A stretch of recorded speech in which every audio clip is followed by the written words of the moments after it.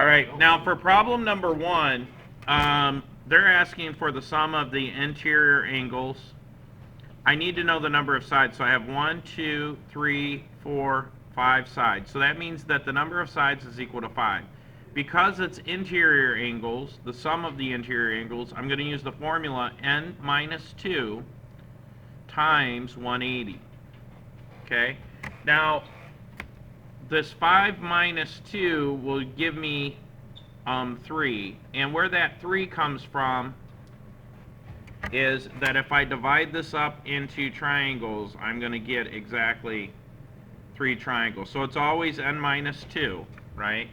So I've got 1, 2, 3 triangles. And the 180 comes from the sum of the interior angles of a triangle is 180. So now when I multiply that out, what is that, 540? Yeah. Okay, so that's 540 degrees, and that's it for that one. Now, this is the same type of problem, but they ask us to find the value of x, but notice that all these angles are interior angles, so I'm going to need the sum of these interior angles. But before I do that, I need to figure out what they're supposed to add up to. So I've got 1, 2, 3, 4, 5, 6, 7, 8 sides. So n is equal to 8. That means, because I want the sum of the interior angles, I'm going to take n minus 2 and multiply it by 180. Following the order of operations, and let me do a quick review, please excuse my dear Aunt Sally, means that we are going to do parentheses first. And then you would do exponents, and then you would do multiplication, and then you would do division, and then you do adding and subtracting, in that order. Okay? So that means I got to do this first. 8 minus 2 is 6. 6 times 180. Is that 1,080? Yeah? So that means that the sum of these interior angles are supposed to add up to 1,080 degrees. So that means that 7x plus 106 plus 136 plus 135 plus 7x plus 136 plus 112 plus 140 should equal 1,080. Now, to solve that, it's easier for me to simplify everything on the left-hand side of the equal sign. So I'm going to need to do that with like terms. So 7x and 7x, those are the only two terms that have x's. I can add those up. 7x plus 7x is 14x. Thank you.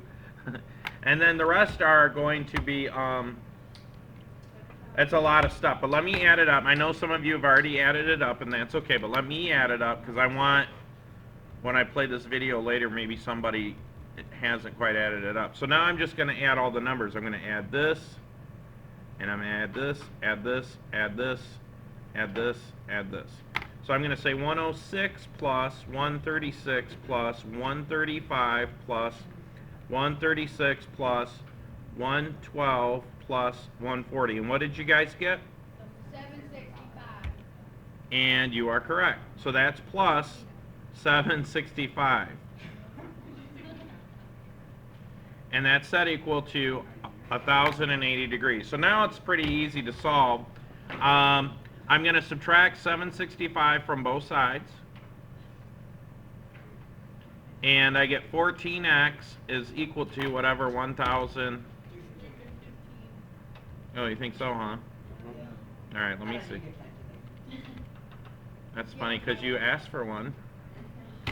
So that's 315. All right, I don't know what that is. That's not quite looking like a 5. So then I'm going to divide by 14. And so that number divided by 14 is 315 divided by 14. X equals 22.5, and that's okay. We can have a decimal. Okay? I mean, by thumbs up, you got that answer. Thumbs down if you got a different answer. Okay, that's good. That's good. All right, let's do the next one. Now, what's different about this problem compared to the other problems? Exterior angles. So these are outside of the polygon. So what do we know about the sum of the exterior angles? They add to 360 degrees. So I'm going to say x plus 104 plus 21 plus 138. Okay? So what do I do next? Combine like terms on the left-hand side. So I'm going to add a 104, 21, and 138. So I'm going to clear this out. And it's 104 plus 21 plus 138. All that adds up to 263. So I get x plus 263 is equal to 360. What do I do next? Subtract 263 from both sides. Thank you. And x equals 97, you say? Let me double check. So 360 minus 263. Yep, it's 97. 97 degrees. Okay, calm down, relax. All right. Thumbs up if you got that one right. Okay, good, good. Let's move on to the next one. Now, on a parallelogram, just real quick before we do these parallelogram problems, remember this is congruent to this. Remember this is congruent to this. Remember that this angle is congruent to this, and that this angle is congruent to this. Now, the one thing that I haven't told you, this is what's new today. If I draw a line from here to here, and I draw a line from here to here, we call these the diagonals. This is congruent to this, and then 1, 2, 3, 4. This 1, 2, 3, 4 is congruent to that. So a parallelogram, everything's congruent to something. So when we go to solve these, we're going to set these expressions usually equal to each other. The only other thing is that the consecutive angles are supplementary. In other words, this plus this is 180, this plus this is 180, this plus this is 180. Okay? So this one says AB is x squared minus 45, and CD is 4x. So I've got x squared minus 45 is congruent to 4x. So the first thing I want to do is I want to solve a quadratic, I'm going to set it equal to 0. So I do that by subtracting 4x from both sides. That will give me x squared minus 4x minus 45 equals 0. Actually, that's kind of sloppy. Let me get this a little bit better. Okay? Now, one way that you could solve this, let me show you a little trick. I don't know if you guys learned this in algebra, but if I go into, if I graph that expression, x squared minus 4x minus 45, and I graph that, I gotta zoom my window out. I think the solutions are going to be 5 and 9. One will be negative. So let me just do a standard zoom.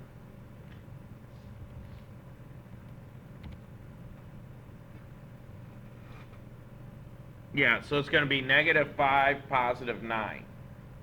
How did I know that? Because 5 and 9 are factors of 45. One's going to be positive, one's going to be negative, and I'm looking at where they cross the x-axis. So if you look at that graph, it's crossing the x-axis at negative 5 and at positive 9. So where does that come from? Well, we do this. We guess and check. What I want to do is I'm going to factor this so I get x plus or minus a number times x plus or minus a number. And the way that I do that is I take the first and the last term and I plug them into this grid. I know that x times x equals x squared. That's pretty easy. I know that 9 times 5 equals 45.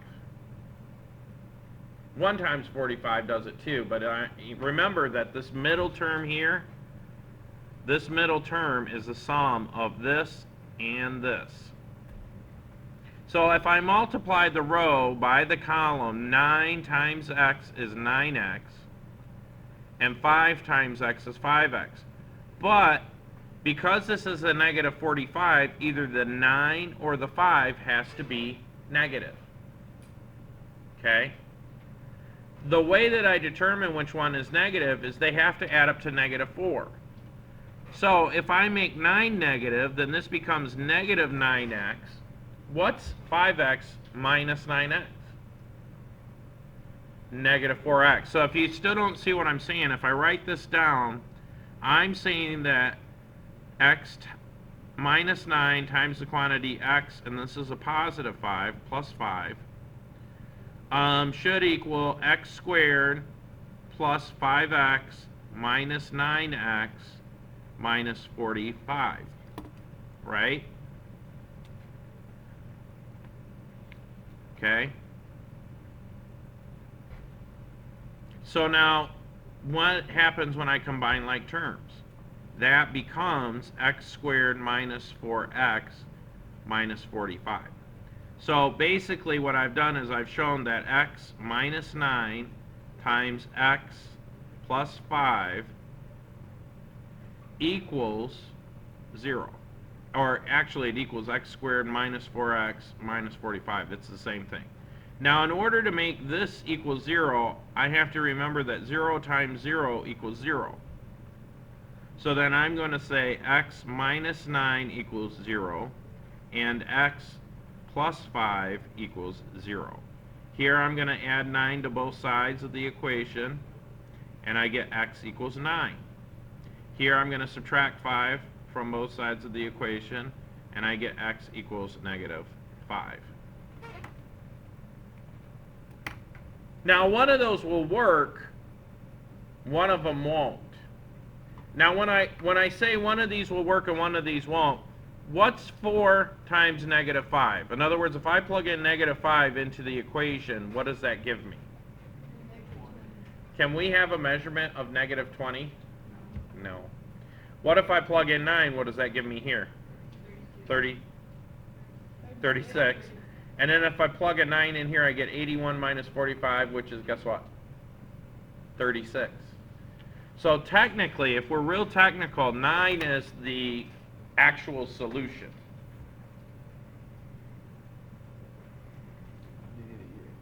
Okay, we solved for x. Whew, that was a lot of work. Now let's do y. Y is saying that angle D is 6y plus 46, all right? The measure of angle D, and the measure of angle B is 100 degrees. Are those two congruent? Yep. The measure of angle D is congruent to the measure of angle B. So that must mean that 6y plus 46 is equal to 100. Okay. Subtract 46 from both sides. What does that give us? 54 is equal to 6y. Then I'm going to divide by 6 on both sides. And that should give us y equals 9, correct?